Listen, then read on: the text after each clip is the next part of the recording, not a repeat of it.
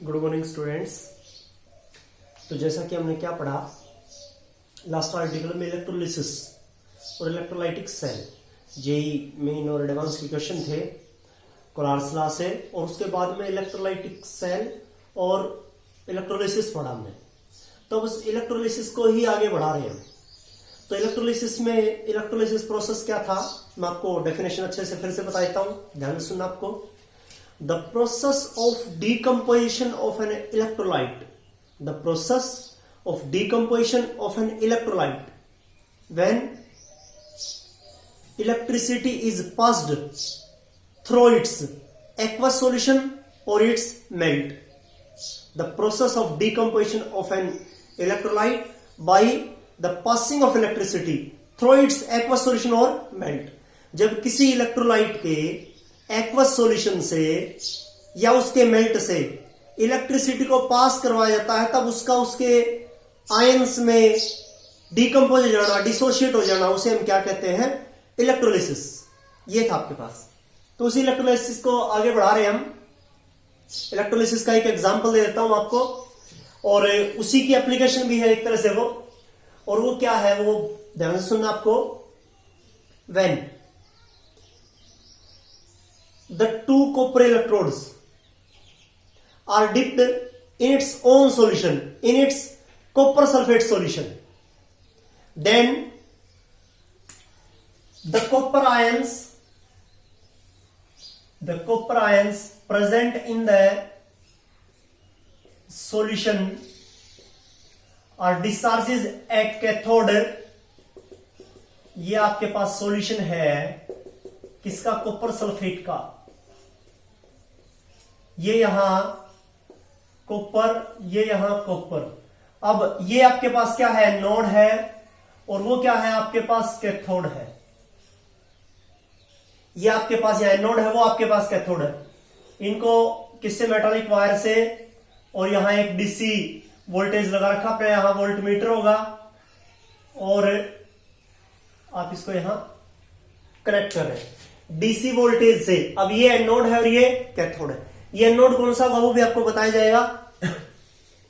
लेकिन जब कॉपर की इलेक्ट्रोड किसमें, कॉपर सल्फेट के सॉल्यूशन में ही है वो, तब क्या होगा यहां से कि एट कैथोड, कैथोड के ऊपर क्या होगा, कैथोड के ऊपर कौन सी रिएक्शन जो है ना वो होगी, कैथोड के ऊपर the copper ions means cation, copper ions gains electron and converted into its neutral atom and deposit at cathode, और वो कैथोड के ऊपर डिपोजिट हो जाएंगे, क्योंकि कटायन जो है ना वो कहां मूव करते हैं, कैथोड की तरफ, और उसी के ऊपर क्या जाते जाके डिपोजिट हो जाते हैं। ये है आपके पास। उसके बाद में तो कटायन जो है ना वो कहां डिस्चार्ज होंगे, कैथोड के ऊपर, कैथोड के ऊपर डिस्चार्ज होंगे, मतलब इनके ऊपर चार्ज है 2 पॉजिटिव, और यहां देखिए कोई चार्ज नहीं है, तो डिस्चार्ज, चार्ज को हटा देना खुद से, तो कहां डिस्चार्ज है, कैथोड के ऊपर। एट एनोड, एनोड के ऊपर क्या होगा, एट एनोड, एनोड के ऊपर क्या होगा, द कॉपर एटम्स क्या करेंगे, वहां से losses electrons and converted into its ions. Anode के ऊपर क्या रिएक्शन होगी, एनोड के ऊपर मींस अनायन जो है ना वो कहां जाते हैं, एनोड के ऊपर जाते हैं, इलेक्ट्रॉन लॉस करते हैं। अब यहां अनायन तो कोई नहीं था, अनायन तो यहां कोई नहीं था, मींस कॉपर जो था ना वो क्या होगा, इलेक्ट्रॉन को लॉस कर देगा, इलेक्ट्रॉन को लॉस कर देगा। एनोड के ऊपर क्या होगा, ऑक्सीडेशन होगा, मींस इलेक्ट्रॉन को वो लॉस कर रहा है।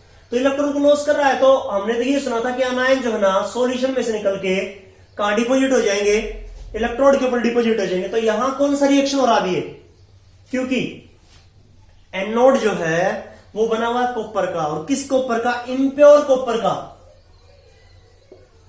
इम्प्योर कॉपर का, इम्प्योर कॉपर का बना हुआ है। वो इम्प्योर कॉपर का बना हुआ है, इसलिए क्या करते हैं, यहां से कॉपर के जो न्यूट्रल एटम है वो किसमें, इलेक्ट्रॉन को लॉस करके कॉपर आयन के फॉर्म में कहा आते हैं, कॉपर सल्फेट में।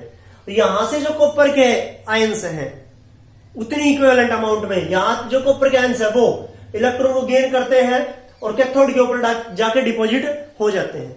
मींस इम्प्योर कॉपर को क्या किया गया, प्योर कॉपर में कन्वर्ट किया गया। इम्प्योर कॉपर को प्योर कॉपर में क्या किया, कन्वर्ट किया गया। तो किसी भी इम्प्योर मेटल को उसकी प्योरेस्ट फॉर्म में लेके जाना है तब क्या होता है, आपके पास इलेक्ट्रोलाइटिक सेल या इलेक्ट्रोलिसिस प्रोसेस यूज होता है। ये आपके पास सोडियम है, मैग्नीशियम है, कैल्शियम है, एल्यूमिनियम है, बहुत सारी मेटल है, उनको क्या किया जाता है, इस प्रोसेस से प्योर किया जाता है। यहां से क्या होगा, एनोड से, एनोड जो है वो किसका बनाया जाएगा, इम्प्योर कॉपर का। यहां से कॉपर जो है वो किस में कन्वर्ट होकर आ रहे हैं, यहां कॉपर आयंस में कन्वर्ट हो रहे हैं सॉल्यूशन में। यहां से सॉल्यूशन से कॉपर के आयंस जो है वो इलेक्ट्रॉन को गेन करके कैथोड के ऊपर क्या हो रहा है, डिपॉजिट हो रहे हैं। किसकी फॉर्म में, प्योर कॉपर की फॉर्म में। ये ऐसे यहां डिपॉजिट हो गए। तो इम्प्योर मेटल को प्योर किया जाता है किससे, इलेक्ट्रोलिसिस प्रोसेस से। ये था आपके पास यहां कैथोड के ऊपर, एनोड के ऊपर क्या रिएक्शन होगी। ये था आपके पास, ये है आपकी एनसीईआरटी में। उसके बाद में आपके पास आगे इसी से रिलेटेड ये आर्टिकल मैंने एप्लीकेशन बता दिया। इलेक्ट्रोलिसिस प्रोसेस का एप्लीकेशन क्या था, it is used to pure the impure metals. Pure करना, या आप उसको रिफाइनिंग भी कह सकते हैं। आप किसको, इम्प्योर मेटल को क्या करना, प्योर करना, मतलब उसको रिफाइन करना, उसको और ज्यादा शुद्ध करना, प्रीशुद्ध करना जिसे आप कहते हैं। ये है। उसके बाद में आपके पास यहां जो नेक्स्ट आर्टिकल है, ये तो सिंपल सी चीजें थी। अब उसके बाद में आपके पास यहां product of electrolysis, product of electrolysis, ये समझना आपको, प्रोडक्ट ऑफ इलेक्ट्रोलिसिस। तो प्रोडक्ट ऑफ इलेक्ट्रोलिसिस में क्या है कि प्रोडक्ट ऑफ इलेक्ट्रोलिसिस में हम आपको एक एग्जांपल से पूरा अच्छा समझ में आ जाएगा वो। और वो एग्जांपल है आपके पास है, when the electricity passed through the aqueous solution of sodium chloride. Sodium chloride के aqueous solution of sodium chloride, sodium chloride के एक्वस सॉल्यूशन से जब इलेक्ट्रिसिटी पास करवाया जाएगा, when electricity passed through the aqueous solution of sodium chloride, sodium chloride के aqueous solution से जब electricity pass करवाया जाएगा तब क्या होगा, वहां प्रोडक्ट ऑफ इलेक्ट्रोलिसिस, क्या क्या प्रोडक्ट मिलेंगे आपको इससे, इस इलेक्ट्रोलिसिस प्रोसेस से। कौन से इलेक्ट्रोलिसिस प्रोसेस से, जब NaCl के एक्वस सॉल्यूशन से इलेक्ट्रिसिटी पास करवाएंगे तब क्या क्या प्रोडक्ट मिलेंगे। ये आर्टिकल आपके पास यहां। तो प्रोडक्ट ऑफ इलेक्ट्रोलिसिस,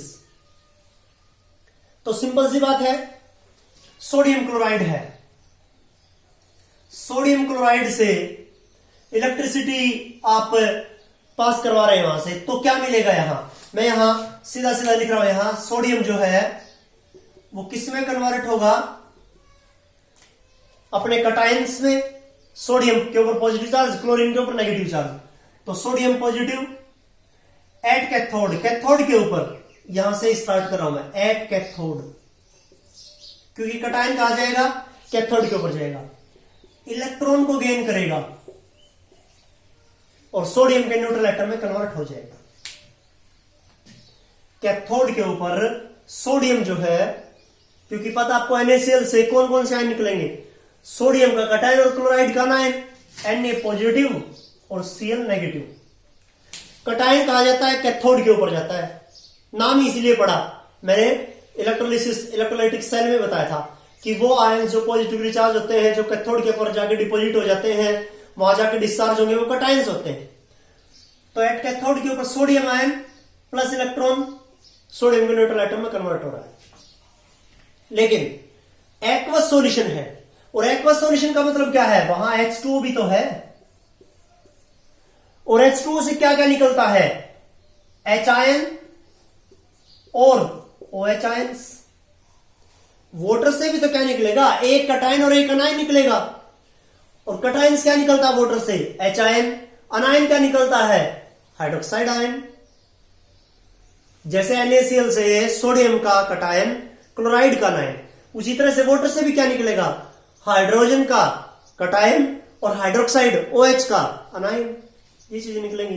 तो यहां कटायंस में क्या होगा, H पॉजिटिव इलेक्ट्रॉन को गेन कर रहा है और वो अपनी जो स्टेबल स्टेट है हाइड्रोजन की क्या होती है मॉलिक्यूलर फॉर्म में H2।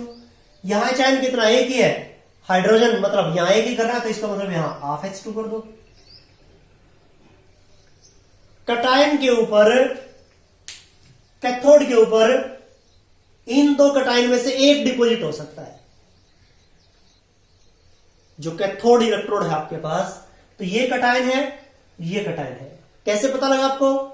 Aqueous solution of sodium chloride, aqueous means water, sodium chloride NaCl, वहां से कितने कटायंस निकलेंगे? NaCl से तो सोडियम का आयन कटायन होगा, वाटर से H आयन कटायन होगा, तो ये दो कटायंस निकल रहे हैं वहां से और कैथोड के ऊपर ये डिपॉजिट होंगे। अब इनमें से डिपॉजिट एक को होना है। मैंने तो ये सिर्फ दोनों कटायन लिखे हैं यहां कि ये दोनों कटायन इलेक्ट्रॉन का ऐसे गेन करके कैथोड के ऊपर इस फॉर्म में डिपॉजिट होंगे। ये चीज आपका पास। अब कौन सा डिपॉजिट होगा? एक ही डिपॉजिट होना, कौन सा होगा? तो यहां प्रोडक्ट ऑफ इलेक्ट्रोलिसिस में ये भी चीज आ जाएगी कि किस किस फैक्टर के ऊपर डिपेंड करेंगी चीजें।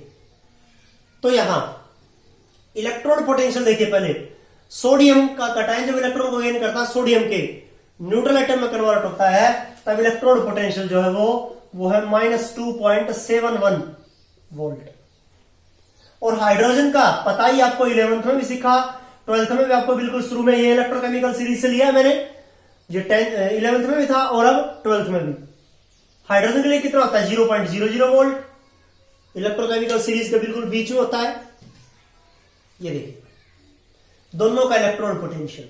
तो पहली चीज ध्यान से सुनना है, those reactions occurs at cathode which has higher electrode potential. जिसका ज्यादा इलेक्ट्रोड पोटेंशियल होगा वही रिएक्शन होगी कैथोड के ऊपर। ये देखो नेगेटिव में है, ये 0 आपके पास, पॉजिटिव होगा, तो ज्यादा इलेक्ट्रोड पोटेंशियल कौन सा? नेगेटिव वाला कम होता है, 0 ज्यादा होगा इससे। तो ज्यादा इलेक्ट्रोड पोटेंशियल किसका? हाइड्रोजन का। तो वहां कौन सी रिएक्शन होगी? ये रिएक्शन होगी कैथोड के ऊपर, ये रिएक्शन होगी। सोडियम के आयंस जो है वो सॉल्यूशन में ही रहेंगे, ये सोडियम के आयंस, क्योंकि सोडियम के आयंस की बजाय कौन प्रेफर करता है? हाइड्रोजन के आयंस प्रेफर करते हैं कैथोड के ऊपर डिपॉजिट होने के लिए। हाइड्रोजन के आयन वहां डिपॉजिट होते हैं। एक चीज कौन सा बताया मैंने फैक्टर अफेक्टिंग में कि at cathode that of reaction which has higher electrode potential deposit in preference to that of reaction which has lower electrode potential। जिसका ज्यादा इलेक्ट्रोड पोटेंशियल है वो कैथोड के ऊपर डिपॉजिट होगा, किसकी बजाय? जिसका कम इलेक्ट्रोड पोटेंशियल है। एक तो ये चीज। इसी में दूसरी चीज बताना चाहूंगा, हाइड्रोजन मैं कह रहा हूं कि हाइड्रोजन जो है ना वो कैथोड के ऊपर डिपॉजिट होगा, किसकी बजाय? सोडियम के कटायन की बजाय हाइड्रोजन का आयन डिपॉजिट होंगे वहां, H2 की फॉर्म में, गैस की फॉर्म में कन्वर्ट हो जाएंगे और वहां डिपॉजिट हो जाएंगे। एक और भी रीजन है, वो रीजन क्या है? एक तो मैंने इलेक्ट्रोड पोटेंशियल बताया, अब दूसरा सुन ले, those ions which have lower discharge potential, जिसका डिस्चार्ज पोटेंशियल लोअर होगा वही क्या होगा? डिपॉजिट। या तो इलेक्ट्रोड पोटेंशियल का बता दो, इलेक्ट्रोड पोटेंशियल जिसका ज्यादा होगा वो डिपॉजिट होगा कैथोड पर, और जिसका डिस्चार्ज पोटेंशियल लोअर होगा वो डिपॉजिट होगा कैथोड के ऊपर। तो डिस्चार्ज पोटेंशियल कैसा? इसका लोअर है। डिस्चार्ज पोटेंशियल, इलेक्ट्रोड पोटेंशियल नहीं बोल रहा मैं, डिस्चार्ज पोटेंशियल, ये चीज आपका पास। तो कैथोड के ऊपर ये हो रहा है। अब कैथोड के ऊपर ये हो रहा है, रिएक्शन को कैसे लिखेंगे आप? इन रिएक्शंस को कैसे लिखा जाएगा? इलेक्ट्रॉन को गेन कर रहे हैं, तो क्या था आपके पास? वहां वाटर था, तो वाटर H2O, वाटर।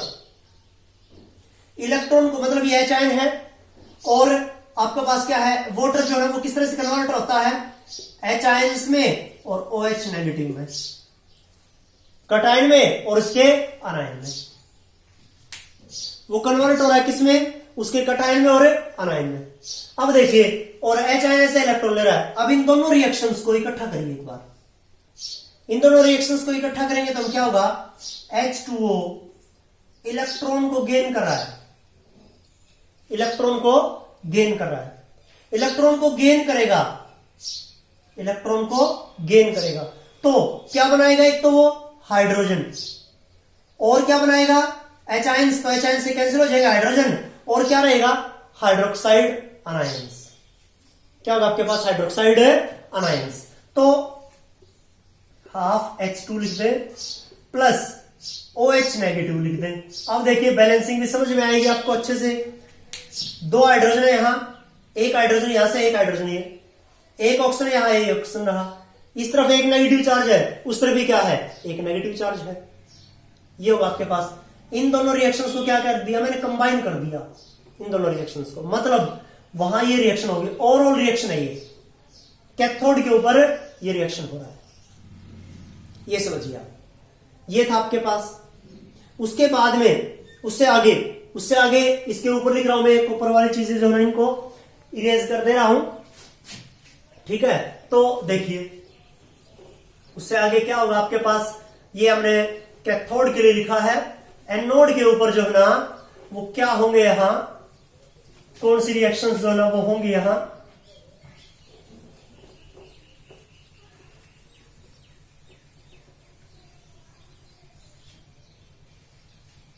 कौन सी रिएक्शंस जो है ना वो होंगी, यहां वो जो है ना हम लिख रहे हैं। तो वो देखिए अब आपके पास क्या चीजें रहेंगी यहां से,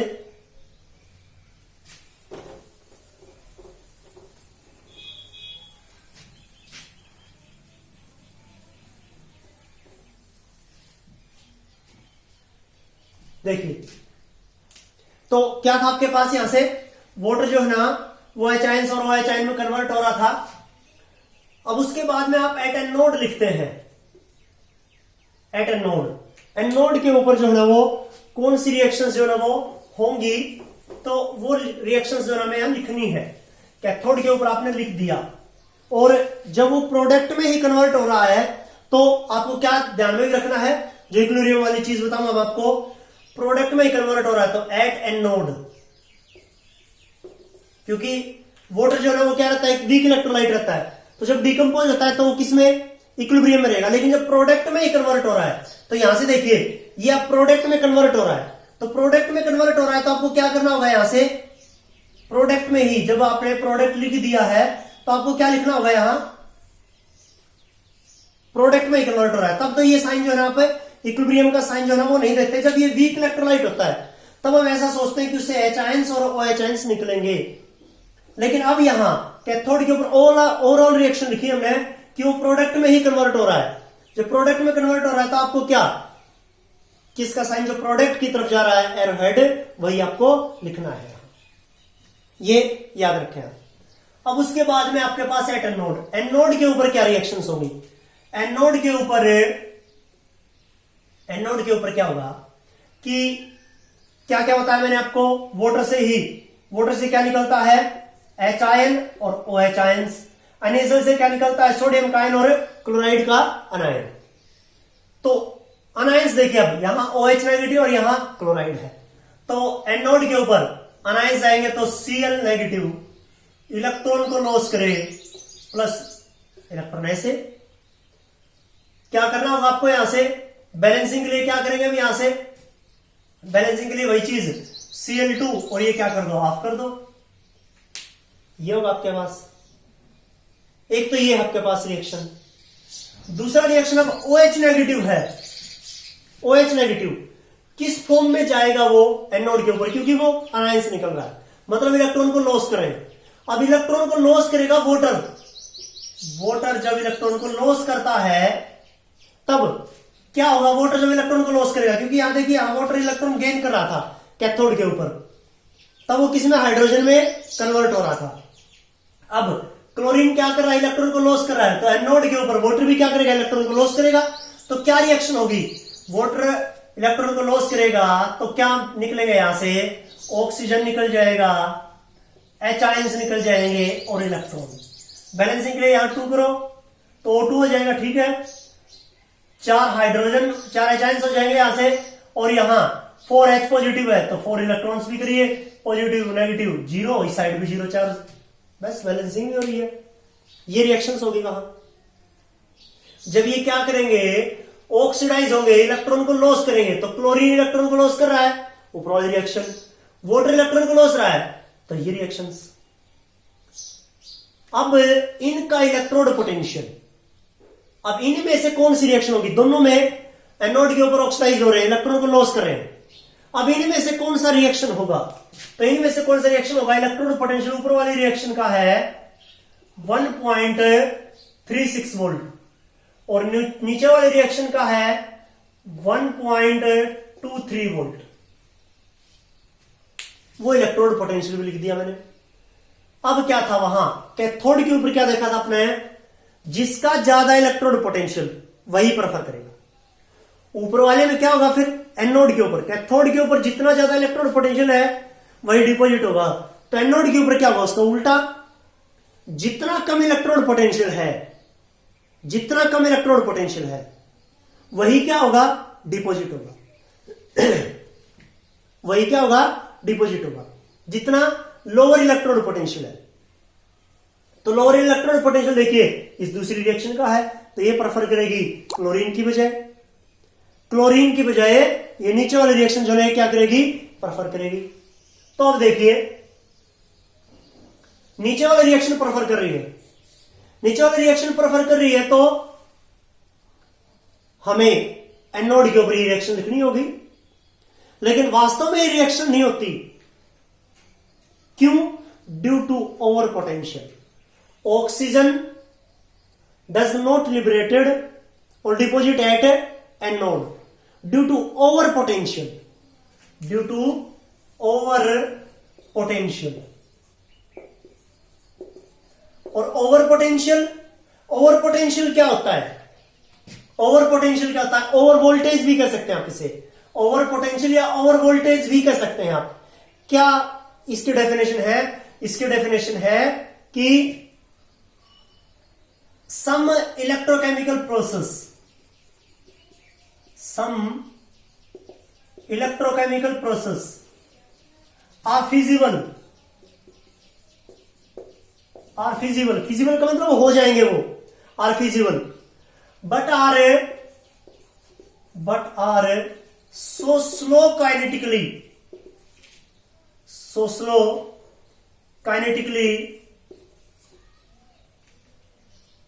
प्रोसेस तो वो हो जाएंगे लेकिन काइनेटिकली इतनी स्लो होते हैं। काइनेटिक्स मतलब उनकी स्पीड, उनकी स्पीड समझिए, उनका मोशन समझिए आप, काइनेटिकली स्लो होते हैं। एनर्जी के मीडियम से तो वो स्पॉन्टेनियस है, लेकिन काइनेटिक्स के मीडियम से बहुत स्लो है वो, उनकी स्पीड, काइनेटिक्स मतलब यहां स्पीड ही समझिए, एक तरह से रेट समझिए, वो बहुत ही स्लो होती है उनकी। So at a low voltage they do not seems to takes place,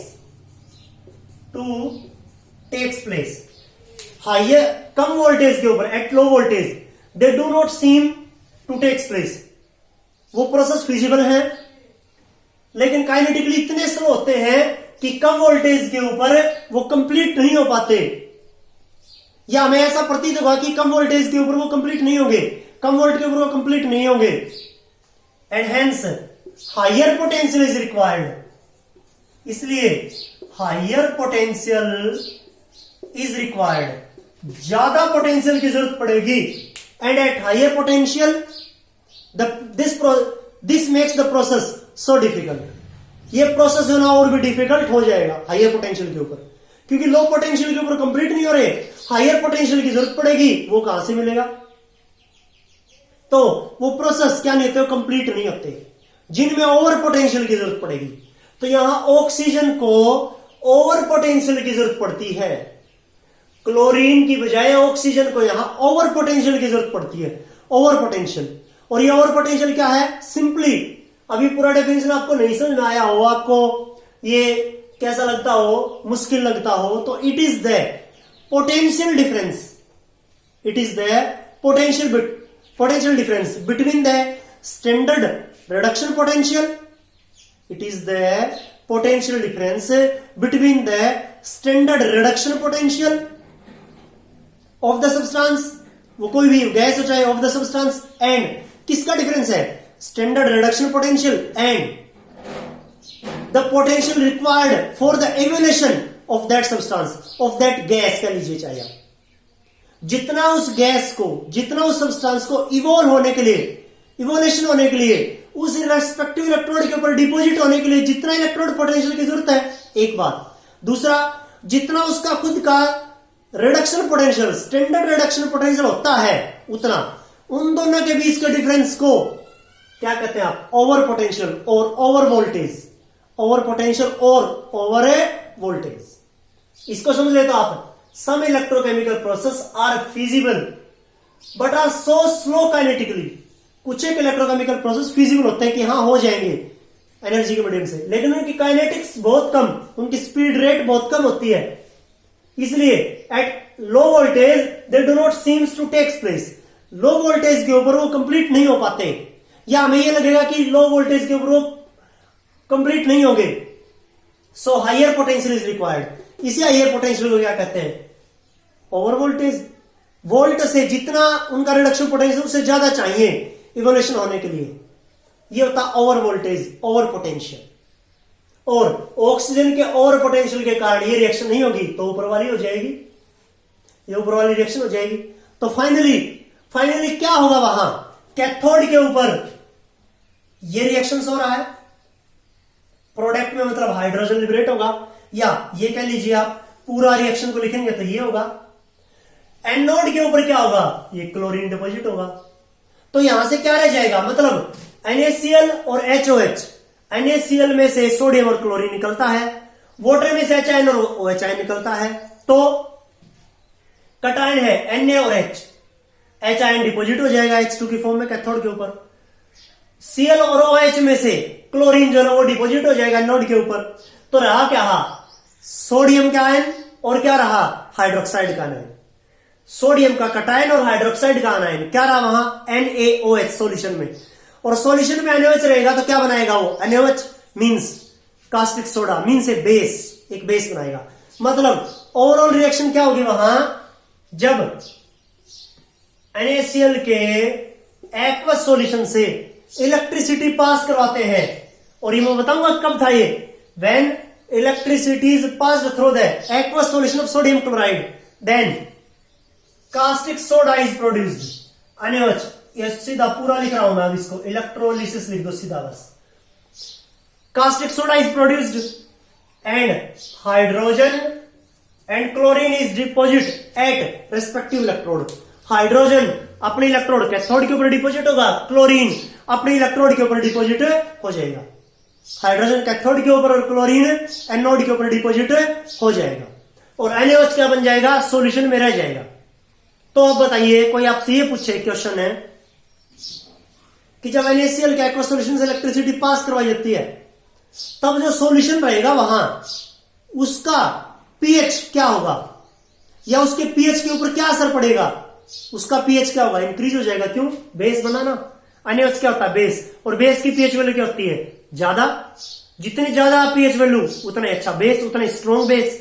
तो NaOH बन रहा है, pH वैल्यू बढ़ेगी उस सॉल्यूशन की। ये छोटे छोटे क्वेश्चन भी पूछ सकते हैं हमसे। ये है आपके पास हाइड्रोजन और क्लोरीन, हाइड्रोजन कैथोड के ऊपर डिपॉजिट हो जाएगा, क्लोरीन एनोड के ऊपर डिपॉजिट हो जाएगा, बस NaOH सॉल्यूशन में रह जाएगा, बेस है उसकी फॉर्म में।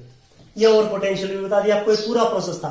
Product of electrolysis, product of electrolysis, और किसका, जब NaCl के एक्वस सॉल्यूशन से इलेक्ट्रिसिटी पास करवाएंगे तब आप ये रिएक्शंस बन रही है। आप ये भी कह सकते हैं सिंपल, ये पूरा ना भी बता के आपको कंपटीशन में मिल रहा है, और आपको यदि बोर्ड के पेपर में मिल रहा है तो आपको इस तरह से लिखनी है चीजें। नहीं तो आपको कंपटीशन में तो आप एक चीज याद रखें, सोडियम कटायन और H कटायन, ये दोनों निकलेंगे वहां से। अब इनमें से डिपॉजिट एक होगा, तो कौन सा डिपॉजिट होगा, which have lower discharge potential. और लोअर सोडियम के कटायन और हाइड्रोजन के कटायन में से डिस्चार्ज पोटेंशियल कम किसका है, H का। डिस्चार्ज पोटेंशियल याद रखें, डिस्चार्ज, इलेक्ट्रोड पोटेंशियल नहीं बोल रहा मैं, डिस्चार्ज पोटेंशियल H का कम है तो ये डिपॉजिट होगा। क्लोराइड और हाइड्रोक्साइड में से किसका डिस्चार्ज पोटेंशियल कम है, क्लोराइड के एनायन का, तो ये डिपॉजिट। कटायन में एच आयन का डिस्चार्ज पोटेंशियल कम है, अनायन में क्लोराइड के एनायन का डिस्चार्ज पोटेंशियल कम है, तो एच आयन और क्लोराइड का एनायन ये दोनों डिपॉजिट हो जाएंगे H2Cl2 फॉर्म में, Na और OH सॉल्यूशन में रह जाएगा। ये है आपके पास यहां product of electrolysis. Electrode potential से भी लिख दिया।